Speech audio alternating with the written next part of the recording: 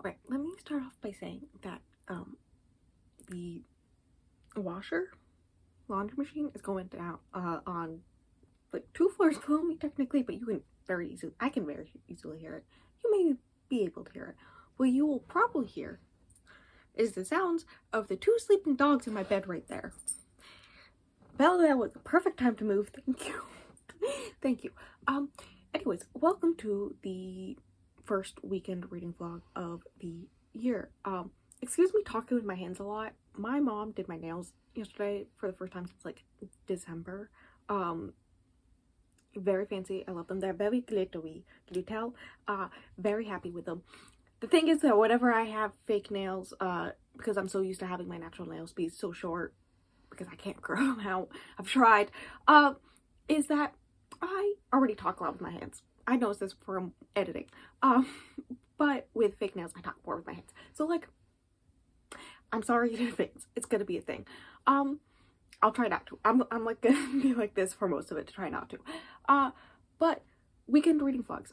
It is a thing that I started around halfway through last year, with an idea that I wanted to use them to finish series, more particularly at that moment in time, the Vampire Academy series, which I had been reading since like 9th grade, where I read one of them a month in one weekend, and like hold myself accountable. I uploaded them, right, onto YouTube.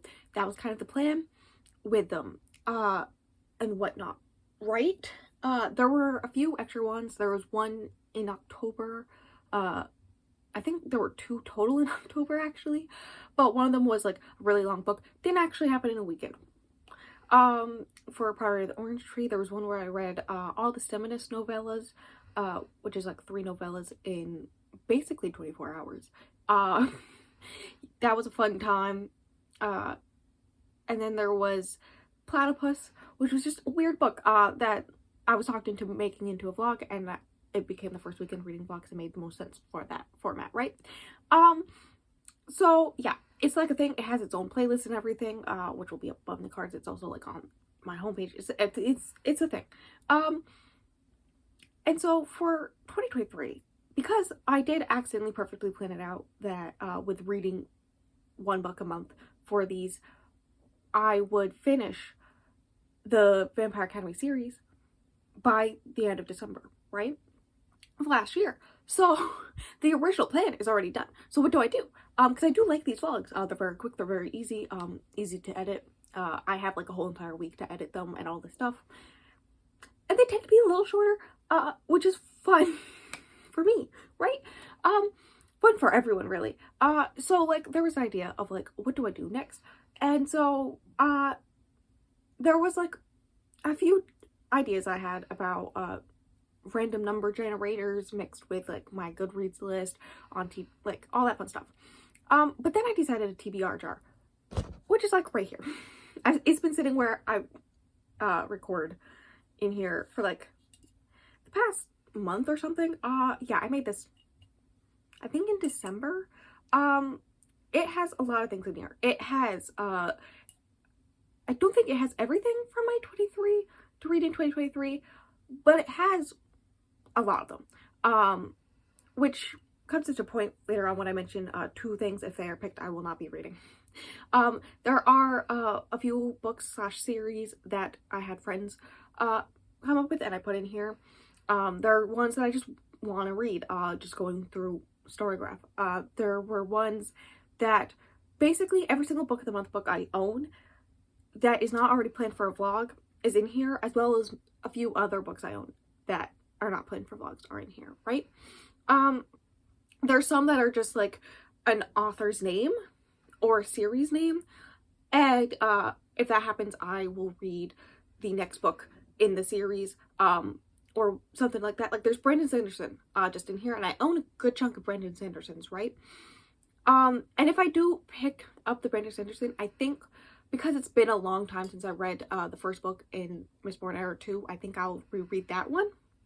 But yeah, I have like, I'll just like pick up one of his books, and then after this month is, I'll put it like back in here, okay? I'll put it back in, shuffle it back up, and whatnot. that is the current thing. Now there's two things that if I pick out of here, I will not be reading. The first one is A Quarter Silver Flames. I don't even remember if I put it in here. I just know it was on my 23 to read in 2023, right? But I didn't realize that until after I'd already read it. And I was looking at the list, and then I was like, oh.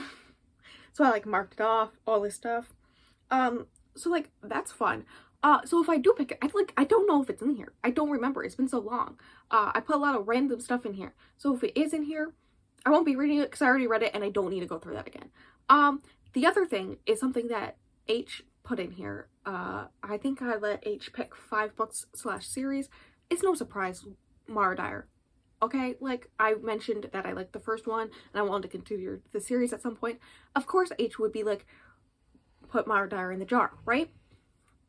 Makes sense. So, here's the thing. I have low-key, I don't like know when the vlog will come out, any of that stuff. But the second book in the series is low-key planned for a future vlog. So, if I do pull out Mara Dyer, I will put it aside, pick something else, and I will put it back in once I film that vlog, because I can still like read the third one, right? So yeah, that is the thing. So I'm gonna like just reach in here. I can't see what any of them say.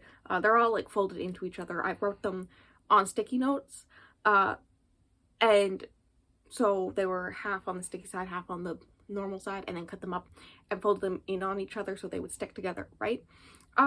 So I can't read anything. The good news is there's a good chance it'll be a physical book. Okay. But we have 2 here. Okay, well, we'll put that one, the one that was inside that one, away.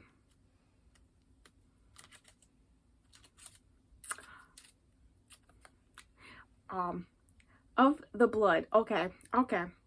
I think I know what this book is. It is an ebook. I am 90% sure it's on my 23 to read in 2023. I will check. Okay, I was right. It is on the list for 23 to read in 2023. By Camille Renee. You can see the cover. I don't know why I try. I don't know much about this. It is, I think, YA or new adult fantasy romance. I don't know. The cover looks amazing. It seemed like my type of book. I am in a YA / new adult fantasy type mood. So that's fine. Like the urge to read the next book in the Elise Kovas I'm reading, very strong. I think Elise Kova is actually in that jar. So that's fun. Also, I own it. Not physically. That's another thing. I went through like my Kindle, and every book that I own that I forgot about was thrown in there as well. And I think that's one of them. Which is like a similar thing I did on my 23. Like generally they overlap. But I think I remember seeing something about it, and I really thought it was my type of tea. I was like, I want to read it, blah blah blah blah. And then like 2 days later on BookBub, if you haven't seen the previous vlog in this month, which is the one where I read free books that I got from Amazon, that's how I found them, on BookBub. So one of the days I was just going through doing all this stuff and whatnot, and it was there for free. And so I was like, wait a second. So I got it for free. I own it. It's on my Kindle. I have to go get my Kindle. It's downstairs. But I own it. And I think I can read it pretty fast. You know, I'm not mad. I think it's going to be a little bit of romance. But that's fine. Because technically I still am in my romance era, even if I am reading a lot of romance this month. But at least it's got fantasy in it as well, so I can ease it a little bit. But yeah, that's the book, I guess. Lovely. Should I go read the synopsis so I can tell you what it's about? Probably. Okay, I looked it up on my iPad. Of course, it's the first book in a series, because why do I do this to myself? I'm trying to finish a series. I say as I go and start a new one. At least the whole series is out. And it's only a trilogy. So, like, if I decide to continue it, that's a thing. Which means I may keep this one and put it aside. So if I decide to continue the series, I can just put series on here and then re-put it in, right? I think I may do that. So I'm gonna put it up here to keep it safe, right? And then put the jar on top of it, right? Does that make sense? Anyways, synopsis. Here we go. Also ignore the sound of my fridge on. Last time I edited a vlog and the fridge was on, like, you couldn't tell until it turned itself off. And then you recognized that there was a sound, type thing. But it's like only a me thing. So if I stop pointing it out, probably you won't notice, but that's fine. But anyway, synopsis. One malicious prince, two rival kingdoms, and an innocent girl caught in a crossfire. Raised in a war-ravaged continent, temptation comes to Kala Caldwell in the form of a charming and mysterious stranger. Giving into his intimate seduction, her world is forever changed by a single bite. Kala quickly learns the handsome stranger is a vampire prince, Tristan Vladu. His bite was an attempt to claim and save her from a plot of vengeance generations in the making. However, the claws of that ancient vendetta are scraping ever closer, thrust into a new nightmare by the prince of the corrupt kingdom of Morbeth. Kala is captured, tortured, and starved in the dark confines of his dungeon. While in captivity, she takes part in a seance with a witch of light where she contacts a departed relative, a princess of Incendia, who bequeaths a gift to Kala that will tip the scales of good and evil if she can learn to harness it. With a dark tapestry of secret lies and murder unraveling around her, Kala must learn to embrace the power rolling through her veins or be stuffed out by the strangling fist of a malevolent darkness. Let's hope I pronounced her name right. Honestly, how did I learn about this book? We will never know. But I own it. And according to Goodreads, the Kindle edition is about 430 pages. I can totally do that in a weekend. Well, I say weekend. For those who are new, weekend means Mondays as well, because it is the 3 days in the weekend that my mom works, because it's just easier to film when my mom works, right? So it's the Saturday, Sunday, Monday that my mom works. But also, here's the thing, I do writing sprints now on Mondays/Tuesdays, whichever one my mom works. And if my mom's working Monday, she's not working Tuesday, which means on Monday, I'm also doing writing sprints all day, which means I will have limited time for reading. So that's a thing. But I still think I can totally do it in like 2-ish days. I got time today, and people have sprints today and tomorrow. So, yeah. Bella, stop trying to eat your own foot. Why are you like this? Why are you like this? Anyways, I'm gonna go get my Kindle so I can start this book, and I'll try to talk to you around halfway through or tomorrow morning, whichever one happens first.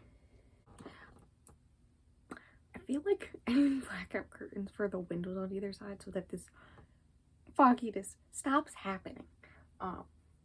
Purely because I'm just in the middle of two windows. And this is the time of the day when sun comes into my room, which is lovely. But yes, update. I did wear a red sweater mostly because blood and vampires has a lot to do with this book, more than I expected when I read the synopsis. 2, there is an ivy dog in my bed, like right there. You probably just heard her move. So like ignore any of that. And also I have a few notes that I took on my computer last night about this book. So if you see me looking over here or some like weird noises, that's why. It's like only 3 sentences of notes, but I wanted to remember some stuff and whatnot. Thank you, Fridge, for turning on. So this book, I don't know if it was obvious in the synopsis, but I think his name's Tristan, the vampire guy who bites her in the beginning, is also the love interest who's trying to save her life, who is like the prince guy. And by biting her on her 18th birthday, right? He basically claims her. I shouldn't say basically, he claims her. That's the terminology he uses. He claims her, turns her into a vampire, claims her as his own. And if she drinks his blood, which he does have a vial of his blood in her pack right now, then she will fully become his mate. Their souls will be like attached or something. And it's like this big deal because he's a pureblood vampire and whatnot. And so like he has not only royalty, but he has power and all this stuff. And technically he could like choose any girl. There's like all these options. There's much better options to choose for the future vampire queen, right? I mean, there's 7 vampire kingdoms, and he's the prince of one of them type thing, right? But he chooses her because here's the thing. Her grandfather, who she thought was dead, apparently her father was adopted, left at the doorstep of a clergyman, and was adopted, right? When he was a baby. And it turns out her biological grandfather, who all of them just assumed was dead, killed the prince or king or something, some higher up in the vampire community in one of the other kingdoms, right? And in order to stop a war from happening and whatnot, he, like, the brother of that guy who has the right to kill not only her grandfather, but everyone in his whole entire line, so the main character, goes and writes a letter to all the other kingdoms. It's like, hey, these are the people, because if someone else accidentally, unknowingly has them in their kingdom without telling them, then they have right to also kill, like, take over that kingdom, something like that, so like a war can start. Bad idea. Yeah. So, like, this list of these people's names goes to all the other kingdoms, including, I think his name's Tristan. I'm not 100% sure on this. And he looks at, when he looked at the list where her name was, he describes it as his soul was tethered to go to her. So, like, for weeks he planned this whole thing, which is, like, a little suspicious. I have some suspicions about him, but basically, he goes to her birthday party, basically seduces her, to push her off guard or something, and then bites her, turning her into a vampire, against her will. Seemingly, he was very upset about having to do this, because by claiming her, it momentarily stops them from killing her, because if another kingdom kills her after he claimed her, that could also start a war, right? But it, like, only momentarily protects her. She's only officially protected if she drinks his blood and they, like, officially like solidify the bond. Is this making any sense? I don't think so. I read like 108 pages. I read a quarter of it. I wanted to read half of it, but the writing style, I'll talk about that in a second. But yeah, that's a whole thing. And the way it's described is that, like, he put his essence in her, in the bite. And it's, even Kala mentioned that, like, the way it's described is kind of like sexual, how by biting her he left her essence in her and now they're, like, bonded forever, and also they can, like, dream walk together and all this stuff. But basically, for, like, weeks now, he has sent members of his own personal guard and a witch to protect her. They're currently hiding in a cave, and so they're, like, hiding out. She has recently learned that they, like, took, I believe, a whole week to get there, to, like, get her, which means he knew all of this a week beforehand, and yet he was like, time is of the essence and that's why I had to bite you. And she's like, what? But he's always like, he's been very much like, I would have done anything else if I could. I probably, like, I really wanted to give you the choice, but how was the essence? I can't speak. And I needed to protect you. I don't know why. It was just something tethered between us that made it so I have to protect you. And I will protect you no matter what you choose, whether or not to drink my blood, and all this stuff. Her dad is missing and her mom is dead now. And she had this weird dream thing where she saw, like, everyone on the ship that her mom was on, well, both her parents were on, dead. Which is, like, very traumatic. Because, like, she's been brutally murdered, as well as her best friend's parents and all this stuff. And currently the initial thought was that he was the one to show it to her because they, like, are mentally connected because of the essence in her blood, right? But he says that he's not. I have red flags, okay? I have red flags. He seems, like, very caring of her, but also, like, very wants her with him immediately as soon as possible. The witch has mentioned that she believes that Kala had powers before she turned into a vampire, that she did not know about. And normally when you are new blood, like, the first very beginning, you have some power, kind of like a pure blood, right? But that dies down pretty fast. But they think, she's starting to think that maybe Kala was already powerful and there may be some stuff with that. There was some stuff with shadows. I think that has to do with Tristan's power. I don't know.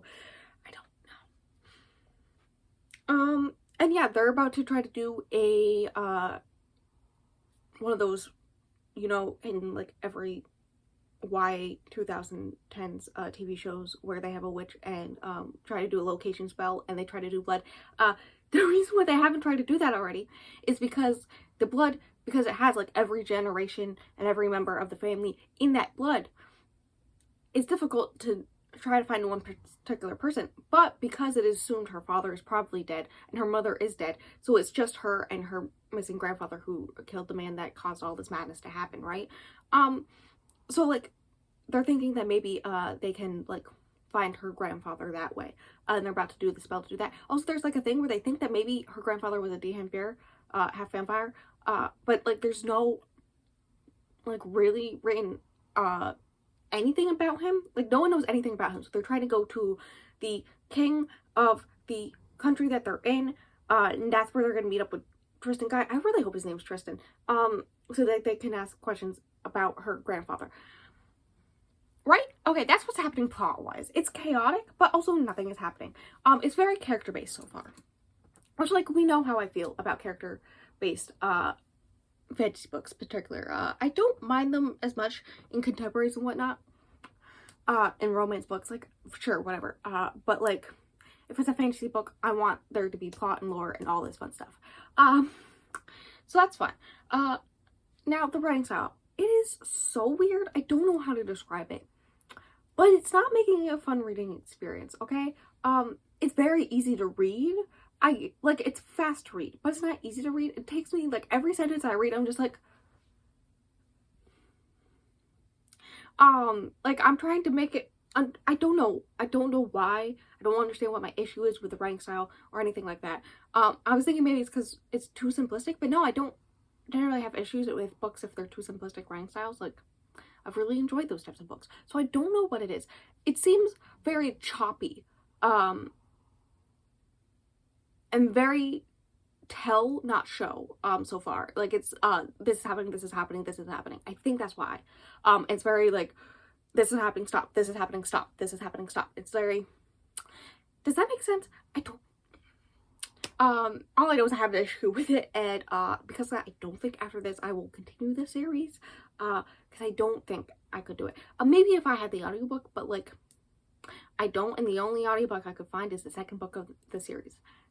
And there's 3 books in the series. Why can I only find the second one? Technically the first one is on Audible, but I don't have Audible. Who do you think I am? Oh yeah, on top of that, because so far it's character-based, the fact that I'm not the biggest fan of a lot of the characters kind of, helps with the issues I have with this book. The way that all the other members in this group, it's supposed to be like found family, I guess. I don't know. It's giving me like it's supposed to be found family. Of the members of this group that are trying to protect her and all this stuff. The way they talk to her, I don't understand. I don't understand. The way that they just like make it seem like it's such an issue for them that she doesn't understand anything, and they're like, oh, you don't know this? Well, how dare you not know this? And she's like, I was turned against my will 4 days ago, and 3 of those days I was basically in intense pain in my sleep. So like make it make sense. Thank you, Bella, for barking downstairs. Oh my god.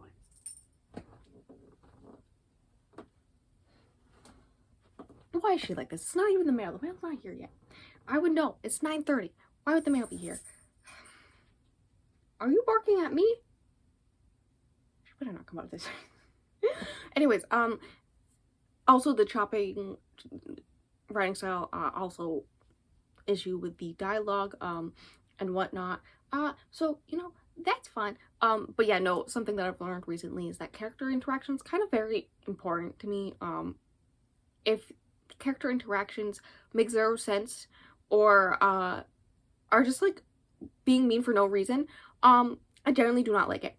And I get the reason why they're mean to her, because they are forced by their prince to take care of this little girl, for no reason, well, no foreseeable reason. The whole entire thing about how he turned her and claimed her, is kind of like a big deal, and no one understands why. And she's like, I don't know either, guys, like, stop. I understand, she understands, and I understand why they're upset about this whole thing, because, like, they're forced to, like, leave their prince and take care of her because, he claimed her, but no one knows why, including her, and she's like, I don't know either. I'm down to just go off on my own. Like, why did he do this? It's making, no one understands Tristan's reasoning for anything. Imagine if his name's not Tristan. Of course, it's probably squirrels that she's barking at, let's be real. So yeah, that's a fun thing. But that being said, the dialogue is still, like, I don't like it at all, which I think has to do with the writing style in general. Now the other thing, the other two things I have to mention, is another thing that has to do with the dialogue. So far, 90% of Kala's dialogue is just her asking questions. In the beginning, made sense. When Tristan first showed up, should I look up his name? Probably. When he first showed up, and I was like, at her party, and all this was happening, and she kept on being like, who are you? And he's like, I am the one who is tethered to you. And she's like, what? And all this stuff, and he, like, didn't answer any of her questions. Like, it made sense. Like, if a guy randomly shows up to your party that no one knows, and decides to pull you aside, yeah, you'd ask questions too.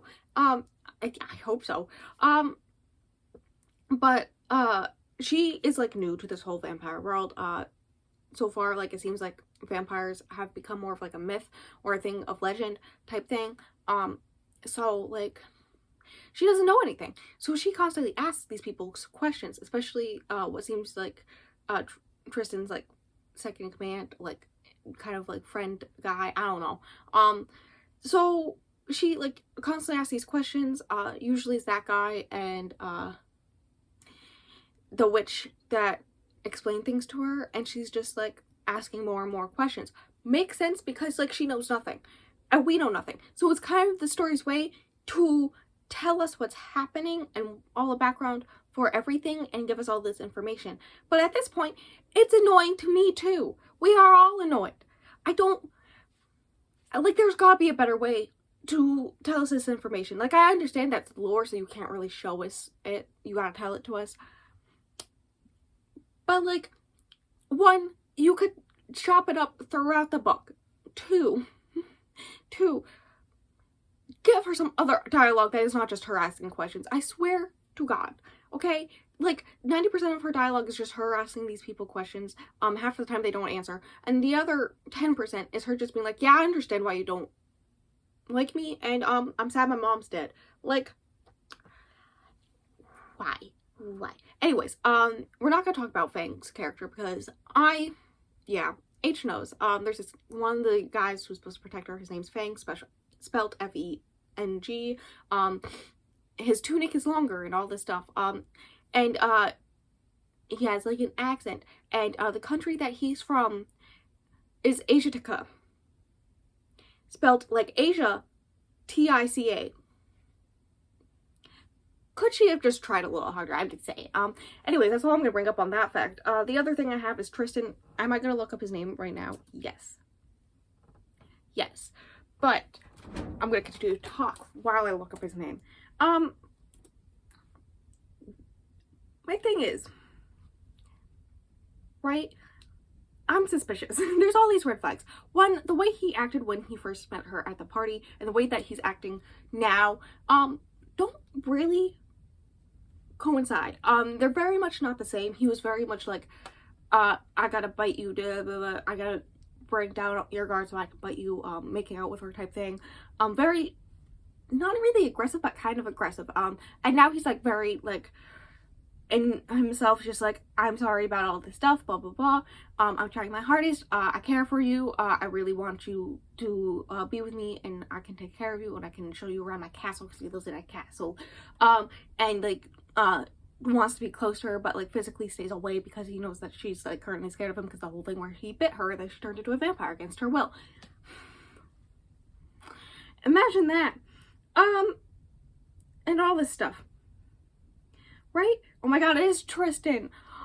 I'm a genius, guys. I just checked Goodreads. There's some red flags. His character is not, I don't know what about him is giving me red flags, particularly other than like the first 2 chapters of him and everything we know about him after the fact kind of don't mix. At one point Kala literally goes, isn't the fact that like he randomly saw my name on a piece of paper, got obsessed with me, found me on my 18th birthday, dragged me away from all my friends, made out with me, which was like not necessary, then bit me, turned me into a vampire against my will, then assumably stayed in her house because like there were 3 days where she was like going through the change and it was very painful, and she sent someone there, and he left a letter and a bunch of stuff and a change of clothes and all this stuff, so like she assumes it's him and his blood, you know, that stayed behind and took care of her, and there was like a lot of weird stuff with shadow magic, so I think that he has shadow magic, hear me out. But like, isn't it weird that like he stayed by my side for 3 days and took care of me? The thing she didn't mention was the fact that he changed her clothes for her, and is now obsessed with like caring for me and all this stuff, despite the fact that like I know nothing about him and he barely knows anything about me. He just like saw my name on a letter and was like, I am obsessed with this woman. Like, isn't that a little creepy? And his friends are like, I mean, he's a little crazy, but I wouldn't say creepy. And she was just like, I'm not gonna argue with him about it because like they're his friends. There's no way they see it as crazy or creepy. They just see it as like abnormal behavior, but like he normally does abnormal things, so like it's kind of normal for him. But me as like the woman who is targeted by this, it seems a little creepy sometimes. That being said though, whenever she sees him, she's like very into him and the creep factor is not there anymore, and I'm just like, no, please. But yeah, red flags, it's giving me, I think his name's Maven from the Red Queen series so far, and I'm worried. I think she like ends up in a prison cell at some point according to the synopsis, and I'm interested. According to my schedule, I have 5 hours left, like 5 hours and 7 minutes. I've been talking for too long. So I am gonna try to go and finish that as soon as possible. I'm gonna try to do it today because I know I won't really have time tomorrow. But yeah, that's currently the plan. I probably won't update you today though, unless if I finish it before like 5 p.m. Otherwise I'll update you tomorrow. And that is that. We love the glare. Hello, welcome to a new filming technique. You know, we'll see. We'll see. The worst part about this is I can't see if it's actually filmed, so I have to check. But I did finish the book. Ignore me crouching so that I'm in frame. I finished the book. I did it. I think I'm on the fence between giving it 2.5 and a 3-star. And here's the thing. I'm actually interested in the story, the plot, for the most part. Some things I was surprised by. I had a good time in general, for most of it. The issue is the writing style. The writing style really not my thing. So it made reading it very difficult. Which means I skimmed a lot of it. And yeah, it's given me a mix of Red Queen and Shadow and Bone, right? If that tells you anything, I don't know. A lot of stuff happened. I have to remember this grade A joke I told H, which basically includes this other guy. He like low-key was a love interest until incest. Love how that came out of left field. But his name's Roll. That's how I pronounce it. It's spelled R-O-E-H-L. But H and I spell, you know, roll as in roll, because I roll my eyes. Yeah. I'm hilarious. No one else has to laugh at the joke except for me and H, okay? Yeah, no, it was kind of dumb at some parts. Some of the characters were very dumb. The writing in general, I don't know how to describe what happened, with the writing style and how it made certain things happen, that didn't make sense in my brain. Like, why were characters acting this way? I don't know, because the writing style is in such a way That makes no sense. I don't know. Also, I love how our main character is both a big smart and a big dumb. She's like a smarty smart and a dummy dumb. Okay? Like, she figures out all this stuff, blah, blah, blah. You know, that whole thing halfway through a book where you get a whole entire info dump about a character's background. Yeah. And why they're important and all this fun stuff. But, also, and hear me out here. Hear me out. She was told, quite literally, not to tell anyone, to be safe. And then she goes and tells, like, everyone instantly, every single time. The amount of times she would, like, meet someone and 5 seconds later tell them her whole entire life story. When she's supposed to be keeping this a secret. Is hilarious. Like, one of them was basically a merman. Also, like, apparently every male character has to be into her, including her great uncle. Not important. Loki is not important. Tristan, love how I actually remember his name. Of course, into her. I think it has to do with the fact that she has, like, some elemental abilities, and his power as a pureblood has to do with air. So, like, yeah. He didn't turn out to be evil, at least as far as this book went. I am not continuing the series to figure it out if he does become evil. But I have so many red flags. Like, when she says that she's gonna make the bad guy believe that she's made it to him to, like, stay safe and get information and all this stuff until she can escape. And he, like, gets really angry. And he's like, you will never be his, and, like, pushes her up against a wall and all this stuff. And it's, like, supposed to be hot. But I'm out here, like, now that's weird, my dude. I grown up. I think that's weird now. Oh no. This is reason 6,000 why I don't think I should be reading YA anymore. Or at least I'm, like, growing out of YA. Because this is very white, despite the fact that there's, like, a lot of blood. And, like, every man ever is into her in this book, despite the fact that, like, from what we know of her background, no man has ever been into her until now. Like, including a pirate captain. Their flirtation was actually kind of funny. I kind of liked it. And weird mermaid guy. Like, instantly. Both of them were, like, hitting on her. And she's like, cool, thanks. And I'm like...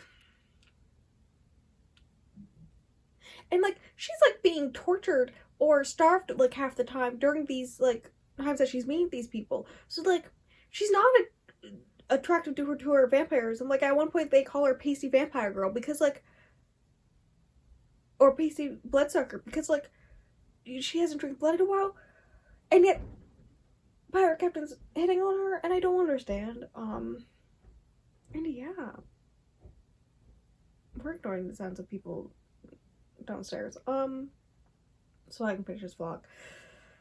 I mean, I did it. I read it. Another book knocked off of my 23 to read in 2023. Another book out of the jar. I'm gonna throw away that paper because I'm not continuing the series. I can't do it to myself. I'm low-key intrigued.